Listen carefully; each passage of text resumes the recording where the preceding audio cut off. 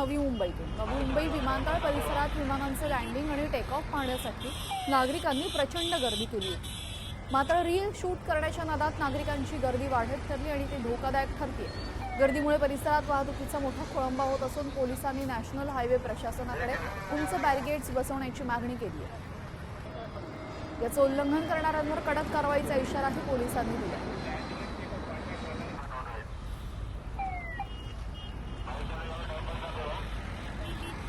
परिस्थिती लक्षात आल्यानंतर आम्ही रोज तिथे पोलीस बंदोबस्त लावून नागरिकांना विनंती करतो की आपण इथे थांबू नका.